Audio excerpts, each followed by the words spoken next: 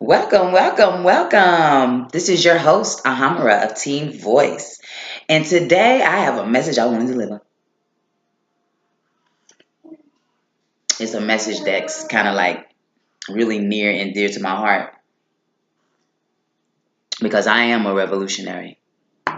So the topic of today is politics, our revolutionary fight. Um, First of all, I would like to start by saying, there is no book. I am the book of life through my experiences, my intuitions, and the things that I know. And of course, I've read books. I do know history. I've seen some things jotted down or whatever. But let me. This don't have nothing to do with the topic, but I want to show you something. Sesame Street. I used to watch Sesame Street, and they had the characters Bert and Ernie.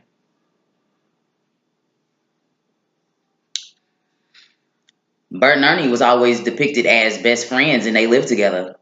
That's it. Best friends.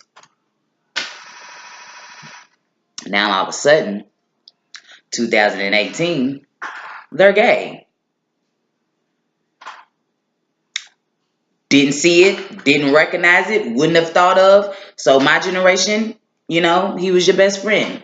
This generation, he's gay. But history likes to paint a story and they adjust the history to fit the times. You know what I'm saying? They change the narrative to fit the times. They change the narrative to fit the times. So just keep that in the back of your head as I continue with this message. Now, I'm here to get to the points, to keep it simple as best as possible. So I don't want to get into a whole history lesson, about politics in America in this country. But I'm gonna just give you what you need to know because I want you to catch it, get it, and let's go. Um, let's start here. When it comes to politics, there's two parties, the biggest parties, Republicans and Democrats, right? Republican and the Democratic Party. First of all, black people were Republicans first in this country, okay? We were Republicans first. We got to remember that the Republican Party back then, remember what I said about the narrative. They always switch the narrative to fit the times. Trying to keep that in the back of your head somewhere. So the Republican Party was always the anti-slavery party. It was the party that was against, slavery, and it was also against, having a lot of government control or whatever on what people are going to do with their lives or whatever. Pull yourself up by your bootstraps party. Yeah, we're independent. We can do these things ourselves. We don't need a lot of government involvement. That was the Republican Party. And the Democratic Party was more of a party that needed somebody to step in and take care of their affairs. Okay, excuse me. So yeah, those are your two parties. That was your Republican Party. It was the anti-slavery party. We don't want a lot of government involved in our things. We can do things ourselves. Then you had a Democratic Party, and the Democratic Party was basically like, we need some government to intervene with our things and help us. You know what I'm saying? I'll call it the poor party. Is what the Democratic Party is. And the Democratic Party was established by who? The KKK. Like I said, stay with me because I'm just going to hit you with some hard facts and we're going to keep it moving. So, and what you see, the majority of black people in this country, we're Democrats. We're Democrats. We went from Republicans to the Democrats. Like now, how did this happen? How did this happen? How did we go from being on the side of people that were against slavery because of those times we were coming out of slavery, Reconstruction period, all the eras, all of that. You know what I'm saying? How in the hell did we go from Republicans to being Democrat? Here's a part of history that a lot of people don't know. The church and the state are not separate. We were taught that in school. I know going to school that we were taught church and state are separate. It isn't. We have a great ancestor by the name of Martin Luther King.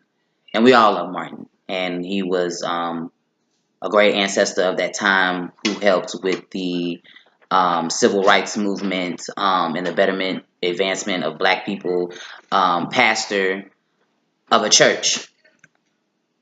What? I swear, every time I try to do something, these kids go. Pastor of a church. You know what I'm saying? And Martin Luther King was a Republican. A lot of people were Republicans, period. Black people were Republicans. What the most pivotal moment in history that took place is when we became Democrats. All right.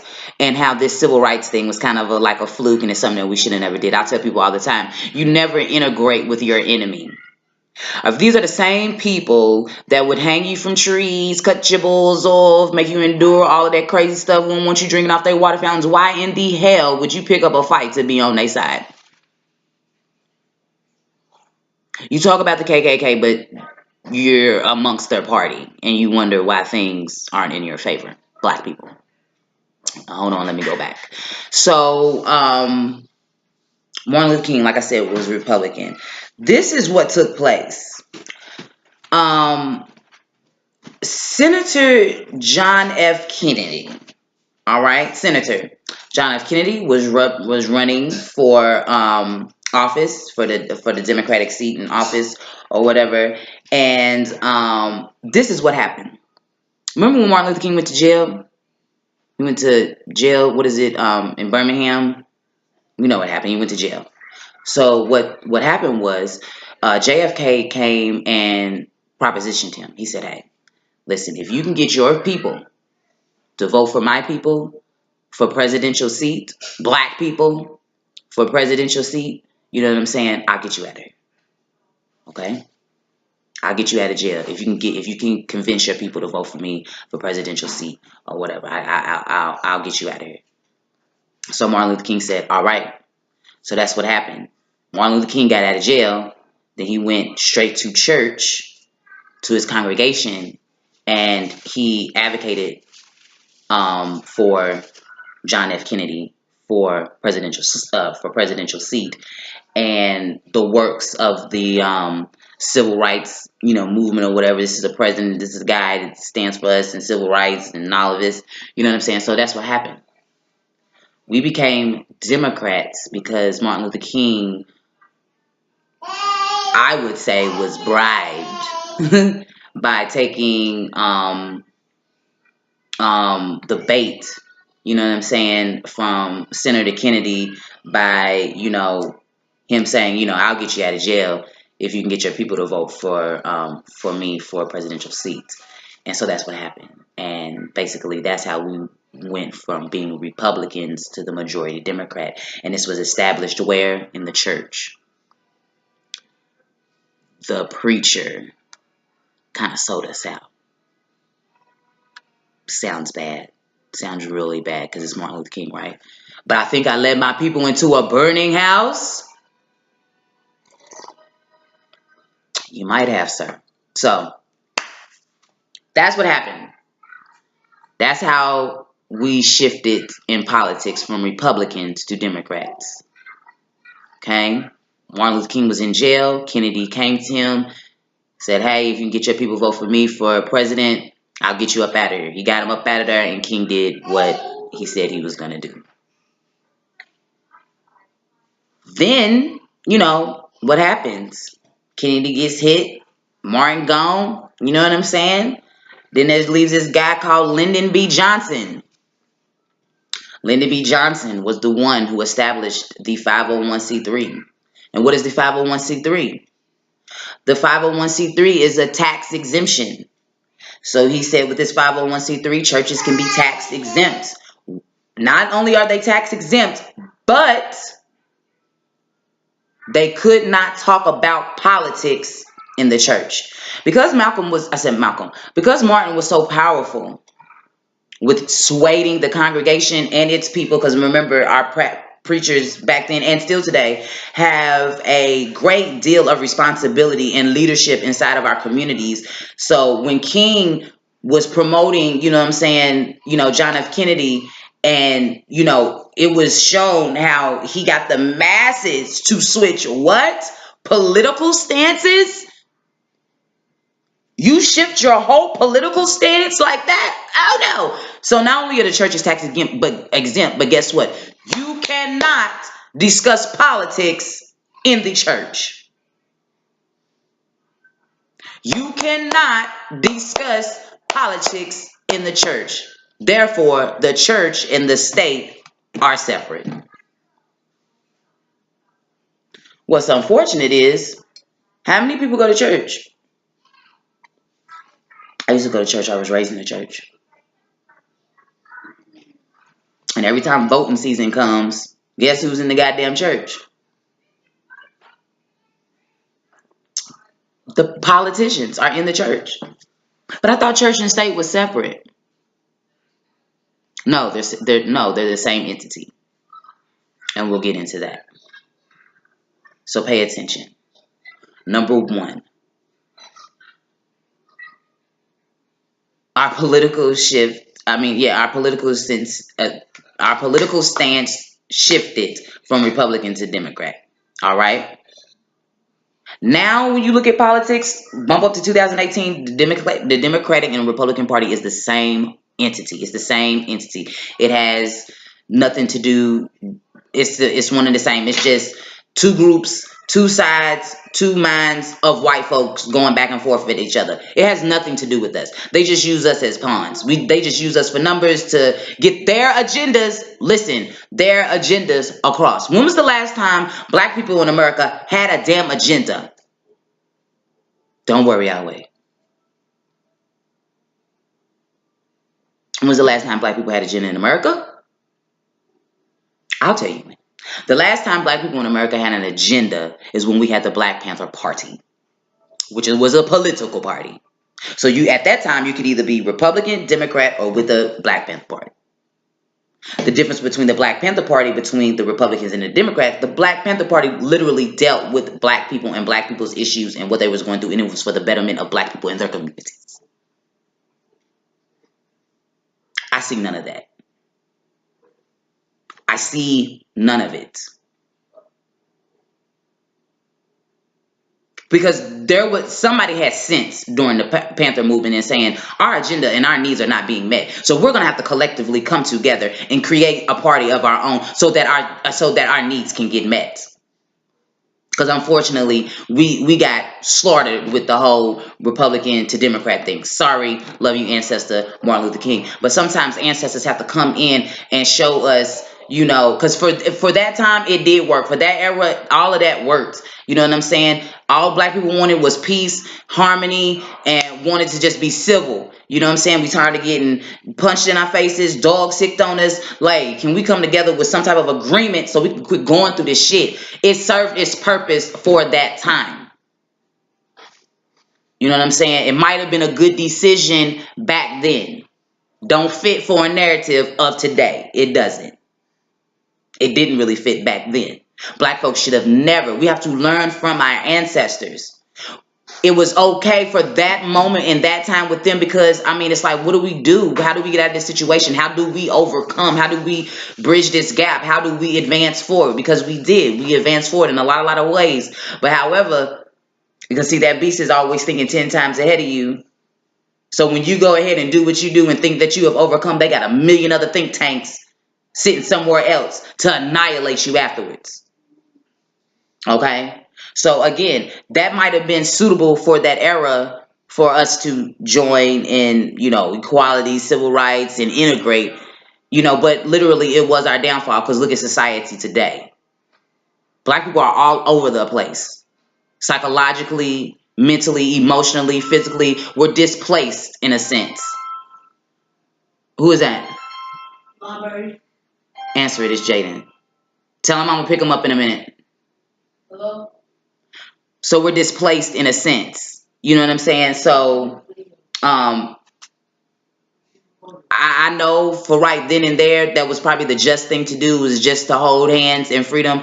But no, we can need to learn that from our ancestors. You never integrate with your enemy. You never want to have peace with your enemy. Not as bad as the way that beast has done us throughout the centuries. From Africa to the Caribbean islands to America to wherever the hell else we at. how unfairly and cruel we've been treated by that beast, it was not in our best interest. It was not in our best interest to integrate. It was not in our best interest. It was our downfall. And unfortunately, you see society the way that it is today because of integration. We did perfectly fine by our damn selves. Okay? So that's what happened. So Lyndon B. Johnson created this 501c3, gave the churches a tax exemption, and then said, you can't talk about politics in church, because they seen how powerful the pastor was, Martin Luther King was, with getting the masses to just turn. All right? That quick. We were able to switch from the Republican Party straight to the Democratic Party with no problems. All because of a voice of a preacher, because of our leadership. You know what I'm saying? So moving forward, politics, a revolutionary fight. Now there's two things that I keep mentioning here.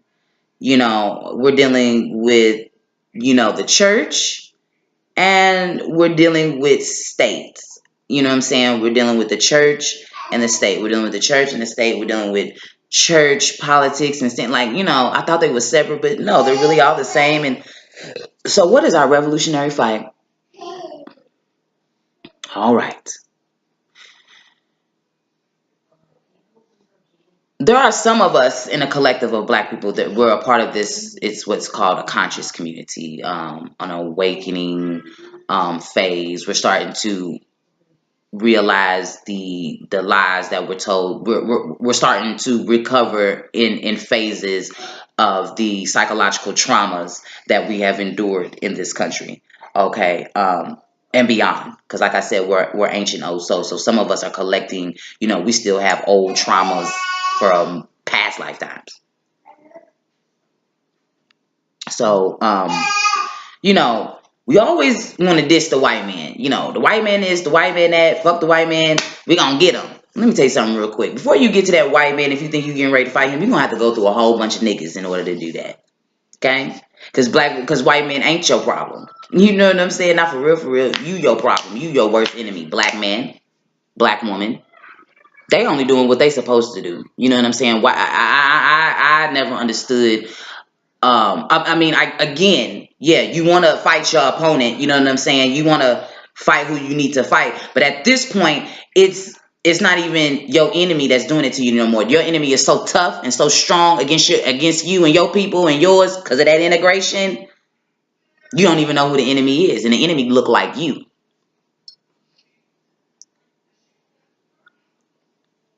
Peace and love to the ancestor Martin Luther King. I honor him because I'm glad he even had to go through a situation for it is something for myself I can dissect and show you why I'm making sense, because it wasn't the white man that did you any harm to where you're in a condition now. It was a black man because of bribery. He was in a vulnerable state. You in jail. You trying to get out. And I don't know if he was thinking clearly or not, but he wasn't thinking clearly. And he sold you out. I know it's going to be a hard pill to swallow for everybody. I love Martin. Don't take nothing away from him. I don't want to get on here and we ain't getting ready to do an ancestor bash. We're just telling this is what happened in history, okay? Pay attention, because we know we are emotional people. We lose our brain as soon as we hear something. Calm down. That's our problems now. Calm down. It is what it is. So in order for you to get to this white man, honey, you're going to have to get to your brother man. So again, we have this conscious community, and this conscious community says, Jesus fake, bruh. You know what I'm saying? Ain't no savior, ain't no sky, there ain't nothing in the air, whatever. For my Christians brothers and sisters that do not understand this, that do not understand the psychological slavery that we went through via the religion. If you don't get it, you'll get it soon, because there are waves of an awakening. By 2020, we should all kind of be on the same boat. Now, people that are older than me, like if you, I'm 35. Like if you 45 plus, I'm not even talking to you. I'm not even dealing with you unless you're already there. But if you're not, this conversation ain't for you, because you're probably one of those people that are going to have to reincarnate and then get it on the other side when you come back. I never want to force my elders, people like my mother, my grandma and stuff like that. I'm not even talking or dealing with y'all today because, I'm not saying that you can't come undone, but the likelihood of you coming undone is kind of like impossible. And I'm not dealing with y'all. You know what I'm saying? But this is definitely for, 20 on, you know what I'm saying? You 20 years old and still growing. I'm definitely, especially for the babies, you know what I'm saying? Still growing. And then of course, people that are like-minded, that's up to speed, mine too. And then there's a lot of people my age. I'll give y'all the 2020. If y'all ain't got it by 2020, well, then you'll be just like our grandmothers, and then you're going to have to reincarnate, come back, and do this shit again. You know what I'm saying? And that's on you. You know what I'm saying? But this could happen. Hold on, because it's my vision. I see it clearly. If we can do it by 2020. Okay? So, what is our revolutionary fight? It's the church. Okay. A lot of crazy things happens all over this country to black people, injustices. And what do? We want to sit around. We want to march. We want to scream for justice. We're outraged when we don't get the result that we needed. Oh, a police officer killed that black man and he's still at work. And, we just go crazy. We just go crazy. We go crazy. And then we sit and we complain. Where's the justice? Where's the justice? Where's the justice? Where's the justice? We're unprotected. Where's the justice? And I'm not making fun of us. I have to make light of a move because this shit is real serious.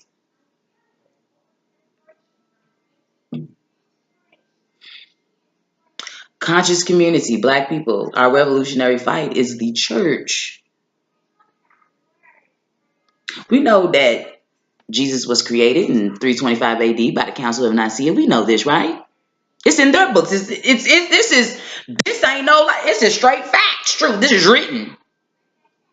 Rather, black people go to church and do all that hooping and hollering. Why no inside my spirit? No, you inside of your spirit. That's it. You just got this name put on top of it because that's how you were taught psychologically. That's just how you've been taught. You don't know nothing else. But that's not what it is. No, that's just you that you feeling all up inside of you. There is no Savior. There is no Jesus. Just calm down. Pay attention.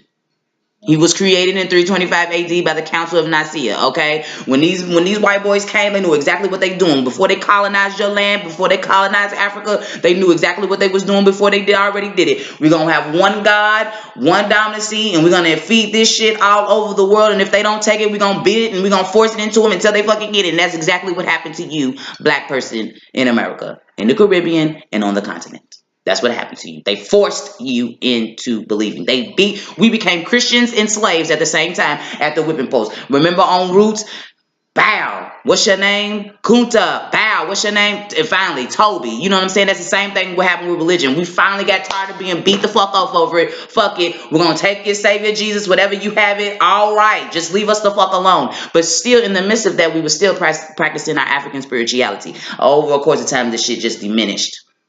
But still in our huts, you know what I'm saying? We were still beating on the drum. We were still doing our spiritual practices. We were still earth, air, water, and fire. You know what I'm saying? We were still doing our spiritual practices on the low because we didn't want Master to know what we was doing because they knew the power of our spirituality.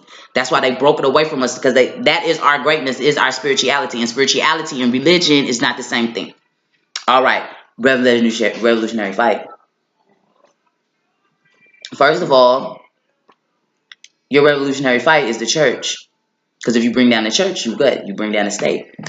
Because they are the same. They're the same entity. The Roman Catholic Church governs the government. You see what I'm saying? It established all of its rules or whatever was established from the church to make this big government as we see it. You know what I'm saying? Just like if you go to church, the courthouse look like the church house, don't it? You know what I'm saying? Looks very much the same when you go into the courtroom and when you go into church. It's the same entity. All right. So our revolutionary fight conscious community, which could be AKA the Black Panther Party. All right. This is your revolutionary fight. Stop marching for justice and peace and all this craziness after somebody get gunned down and lives are taken, and now we upset today because something mean happened to us in the news. You got to put accountability where accountability needs to go. The majority of the conscious community, black people, know that the preacher is robbing you. He's been robbing you since the 70s, 80s. 80s was the pivotal time. You know what I'm saying? Where they take all of our money every Sunday. Every Sunday, we give to churches all across this nation. Every Sunday, even our last pennies, because some of us have that faith. It's my last dollar, but the Lord's gonna bless me if I just give my dollar. And you still on the bus stop and your car don't work. You know what I'm saying? Keep your money. But listen, all black churches collect money every Sunday. All right. Most black communities, no matter where you at, there's churches on every corner, after every corner, after every corner. Listen, if you're going to church and you're giving a church your money, you should have a return on your investment, ROI, because I look at churches as banks, because that's what they are. Churches could be so much better by now. Churches could be schools and banks, black schools and banks. And we could be totally liberated just by the building in the order that it runs, but that's not what's happening. It's a place to collect your money and leave you with nothing inside of your communities, and your pastor is walking around with riches and wealth that he's breaking bread with the state with, because half of that money goes to the state. All right, and then whatever's left is in his pocket, and then he feeding y'all bullshit that y'all should already know, which is common sense, love, peace, and soul. Like, you don't need to go talk to nobody to tell you that shit. You know what I'm saying? You don't need to come to church and do that shit at home. Congregate with your family. Get the shit in order in your house. You leave your dysfunctional home to go be in a house of the Lord with all these other people faking and smiling. You get home and got so much hell, troubles, pains, so much hell that's going on. But you see what I'm saying? This is not conducive for our situation right now. Is this church? We need to tear this church down. So your revolutionary fight, is the church. Billions of dollars is being collected nationwide Sundays, and our communities have nothing. It doesn't have proper education. It doesn't have proper schools. It doesn't have things for its young to do. It doesn't have black businesses. Why the fuck we can't get no loans? Black people can't get no loans. We should, when we're investing in banks every Sunday. I should be able to go to any church and get a loan, a small business loan. Hey, there's a property on this corner that I want. I have, the ALM Urban Institute. The building costs, small numbers, $10,000. It's going to take me another 10 for renovations. I need $20,000, and here's how I'm going to pay it back. And the church should give me that. Why is that not happening? White churches do that. Oh, yes, they do. Yes, they do. And you know what happens next? Gentrifications. Because bring the tithe into the storehouse. Let me show you how y'all got this flipped. Yeah, you're supposed to bring the tithe into the damn storehouse, and God will pour you out a blessing. White folks do that. They bring their tithe to their storehouse, and they sit and have community meetings, and they're going to say, we want this area of land over here. Well, yep, that's what we're doing. And boom, they take that money, and bam, and voila, they got a whole motherfucking community. Everything in it thriving and all of that. And they run that through the church. But let me tell you something. In your Bibles, bring the tithe into the storehouse, Malachi 3. That book is a warning to the priest. It was warning the pastors that you can't hoard all of this money. People are doing what they're supposed to be doing. They're bringing money into the church. You know what I'm saying? The widowers, the brokenhearted, everybody, the masses are doing what they're supposed to do. And the congregation is doing what you're supposed to be doing. You're not doing what you're supposed to be doing with the money. You know what the priest asked? He said, well, how can a man rob God? You know what the response was? He said, through tithes and offering. How can a man rob God? It says it right there. How can a man rob God? He responded, through tithes and offering. You're cursed with a curse. You curse the whole nation. Don't believe me? Go look it up. But your silly ass pastor make you feel like the guilt's on you, that you need to bring more into the tithe house. Yeah, for him to keep hoarding. For his bigger churches, for his Audis, for his bigger churches, for his cars, to what benefits him. Meanwhile, again, you're still on the bus stop. Meanwhile, your light still can't be paid. And you know what bothers me about churches? Then you go ask for some damn help and they give you some partial ass motherfucking shit. No, bitch, I said my bill is $600. You can't give me just $150. I need $600. Swear down, they ain't got it. Every year you get what when you come out of church? A financial statement that you can do what with it? Your taxes, all this shit. Don't get me mad. It's right in front of our faces. You get a financial statement at the end of the year from your church that you can file on your taxes. Are we missing this? Church ain't nothing but big business selling you a false dream, and you ain't got no return on your investment. That's robbery. That's the greatest robbery. What did it say? You're cursed with a curse. You curse the whole nation. I read it. Do you? So the black nation has been cursed through the church. I don't give a fuck who the pastor is. It can be your uncle, your cousin, your daddy, your brother. I don't care. Don't hurt my feelings. I'm telling you what it is. I don't care if it's a mega church, a small, tiny one. Doesn't matter. But here's the thing. They know. You don't know. And guess what? They know you won't challenge them. They take them oaths. Woo! They take them oaths. They know exactly what they doing with you. They know exactly what they doing. You don't. Half of y'all in there trying to kiss his ass any motherfucking ways. But that's here nor there. But your revolutionary fight, black people. Am I against boycotting? Yes, in the manner of just getting out there, raising your voice. Because you can raise your voice inside of your house. Here's the beautiful thing about boycotts from back in the day. So let's take another thing, a positive thing about Dr. Martin Luther King Jr., okay? Because you have the good, the bad, and the ugly with our ancestors. You know what I'm saying? Life is. Good thing. Okay, what made the Montgomery boycott so successful? Number one, they boycotted and, they marched and they said they was going to do X. They had a plan. Long story short, they had a plan. While they out there with signs like da-da-da-da, they came up with a plan. You have to have a plan. You just can't be going out here saying, we want justice. Or else what, Farrakhan? What's the plan? People talk about, I'm standing behind Farrakhan. Yes, justice. Got all you niggas excited to... That's what pastors do. No matter, Christian, Muslim, that's what they do. They're going to hype you up like some shit, justice or else. You didn't tell me the else, my nigga. And you didn't tell me how we was going to work to get this else, what was going to be. Did none of that happen. But they do this all the time. They've been doing this forever. Like, I'm so tired of them. The conscious community, people that know, like me, they know what they do. Preacher, if you watch it, you know what you do. It's only a matter of time, sir. So, yeah.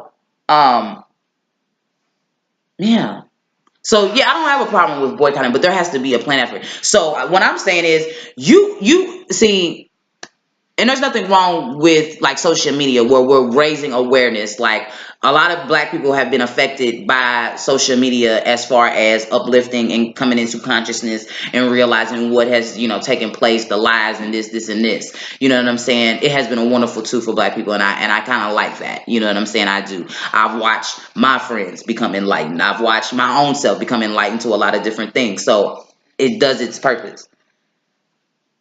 However, with that, now collectively, we have to come and beat this beast up. If you know that the church is a hoax and your people are in there, and if you're a liberator, like somebody such as myself, and you want your people to be waking up, well, then you have to shake them up. Maybe it's time for you to go outside in front of that church and let them know, hey, hoax is up. Won't you go outside with your picket signs in front of that church and says Jesus was created in 325 AD, Council of Nicaea. We were enslaved by religion. You know what I'm saying? Put your facts on a thing and pick it the black church. The black ones, not the white ones, the black ones, and do your prominent preachers in your communities. Get you a team of collective people and start working. That shit'll make news. And then you know what your brothers and sisters gonna say? What's wrong with these niggas? Well, what are they saying? Then a news interviewer will come on. So you're down here boycotting the church. What are you saying? You know what I'm saying? Then to get somebody on the mic. We're tired of our people being bamboozled, had, run amok, and led astray. You know what I'm saying? Bam! That'll bring so much attention. You know what it'll bring attention to? Your state, your councilman. Because see, everybody, you want to get to that. You want to get to the white man. That's how you do it. Hold on. Okay, my bad. Okay, so that's what you do, and then it'll get it'll get that white boy's attention. That's a money maker. What do they always say? Hit them in the pockets. You know what I'm saying? That's what made the Montgomery boycott so successful. Why? Because we hit them in the pockets. You start fucking white folks' money, honey, they gonna have an attitude today. You know what I'm saying? What is it that you want? Shit. You know what I'm saying? But in order to hit them in their pocket, you gotta actually know what pocket to hit.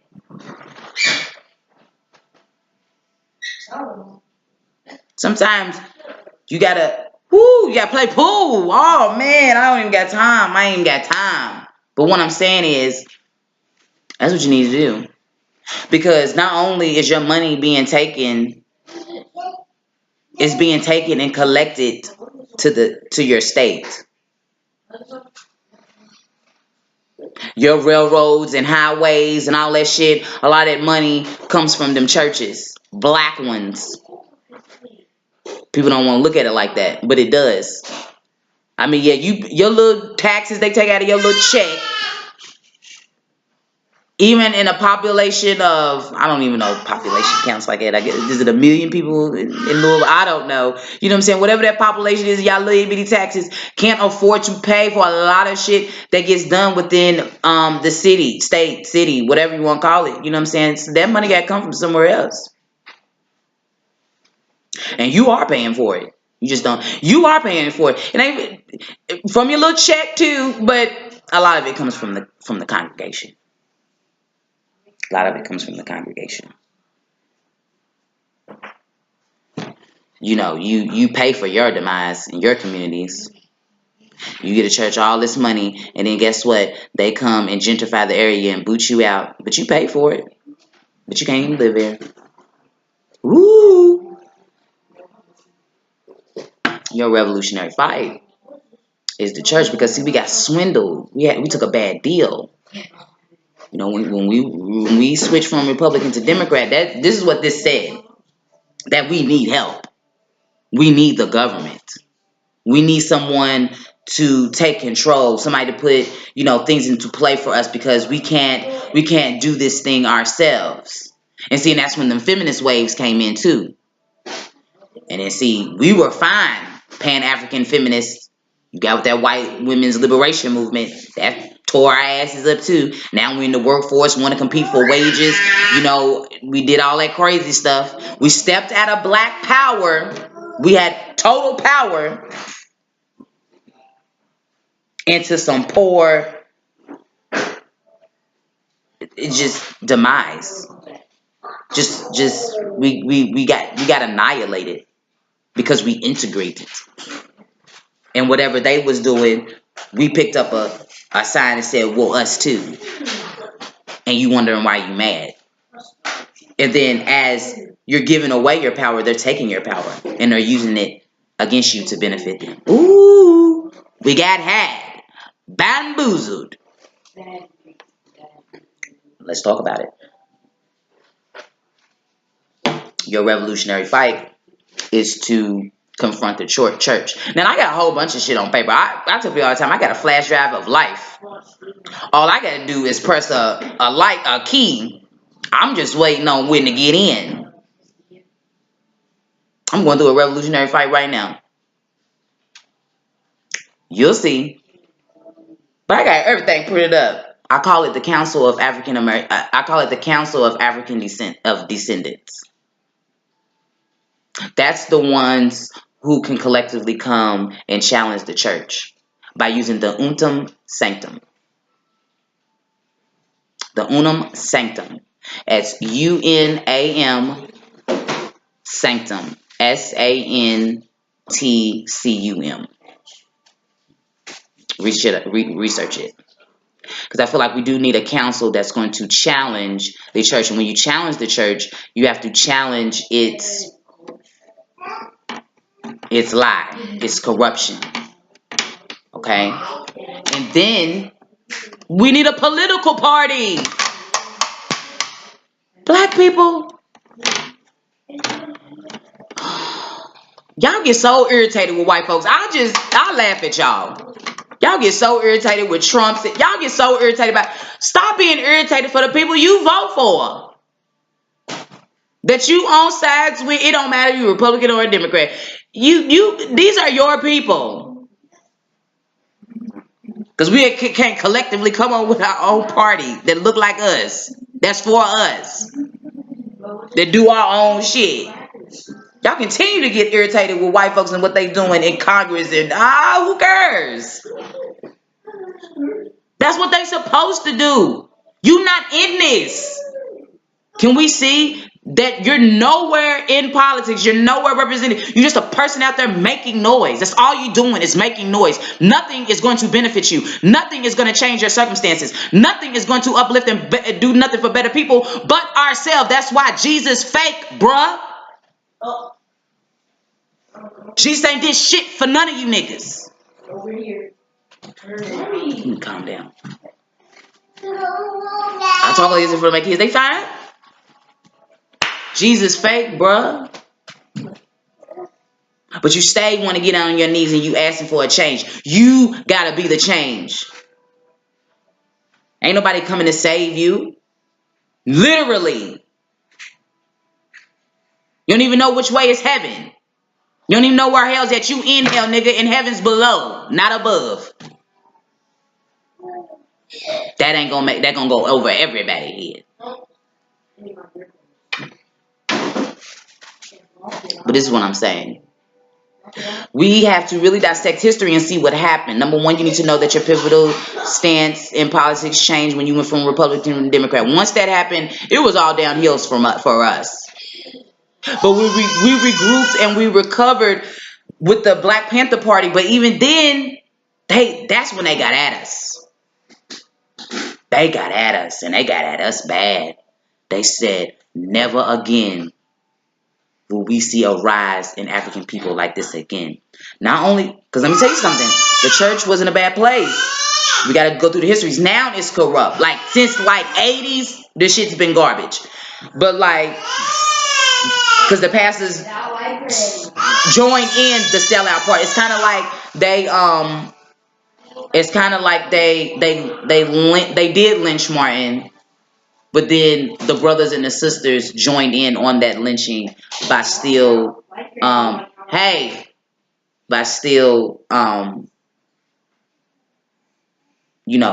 screwing over black people in the church. Like, they went along with the shit. Your seminary schools and all that. I don't have no respect for none of y'all. None. And you know every dog's got his day. They know their day is coming. It's only a matter of time. You like them if you want to. That's your greatest enemy, is your pastor. Don't like it? Oh well. Like I said, I don't care if it's your cousin, uncle, brother, sister. It don't matter. They wrong and they know they wrong. They don't care and they so used to it because they've been doing it for years on end. Get out of here. Okay, like I said, we need to know what happened in history. When our political shift stands. That was a no-no. We shouldn't have did that. Okay?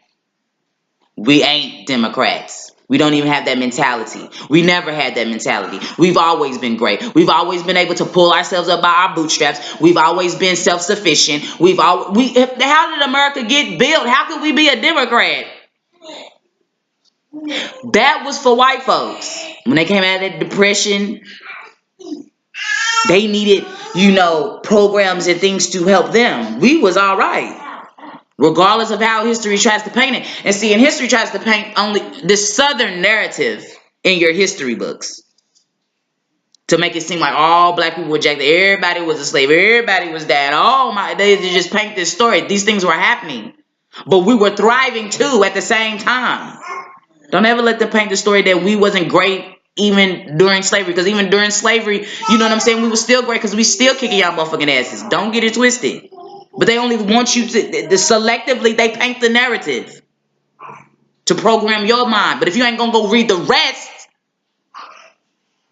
matter of fact, go read the rest where you're talking and you're telling the narrative. You'll feel better about yourself. You'll probably be sitting here just like me. You'll figure it out that it's the church that you need to fight. Know that. Anywho.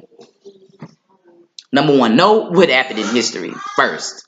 Number two, as we are evolving and we're becoming wiser, our intuition is kicking in, our psychic abilities is kicking in, we're becoming more aware of what's going on. And we all know I see this all day long. For the past 4 years.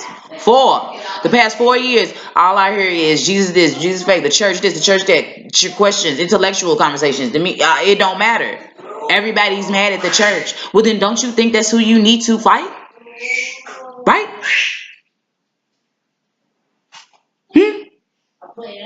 I see posts all the time talking about how fucked up the past is. Okay. So it's one thing to have information, but what are you going to do with it? What are you going to do with it? It's good, yes, educate the masses like me right now, educate the masses. But I'm telling you, and your states to states to states, you need to come together and challenge that shit. Challenge your pastor. Go down there, and don't do it alone. I did that alone. Call me in jail. Go, but I'm telling you, you'll win. Now listen, this is what you do collectively, and yes, I'll give the plan out. Because white people ain't banking on us to do shit any motherfucking ways. They like, we know how niggas are. So you know what I'm saying? That's the unfortunate part. Because that's the truth part. That's true. Because we've been psychologically oppressed for so long. Even coming up that's why I said I'm banking on the kids to do it. But we got to even teach them so when they become of age, they can do. We got to put them in some type of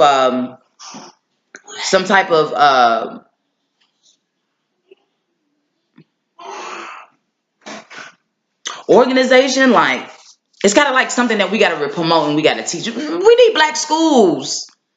We need to go back to segregation. We need to do a whole lot of shit. Man, you know what I'm saying? But I ain't making no noise. But that's your revolutionary fight. It's the church. Quit trying to get at this white man. Would you get at that black man? Your brother man. Because they like, we always fighting each other. Yeah, and we be fighting the wrong motherfuckers. You fighting her because they practice polygamy, and you monogamous, and you mad at that one because they vegan, and you still eat pork. Like y'all banging on the wrong shit. Meanwhile, that motherfucker's walking tomorrow. He gonna be walking with all of the community's money. We still left in ruins. We still struggling pillar to post. We still can't get along. We still spending out our money to the Arabs and shit like that.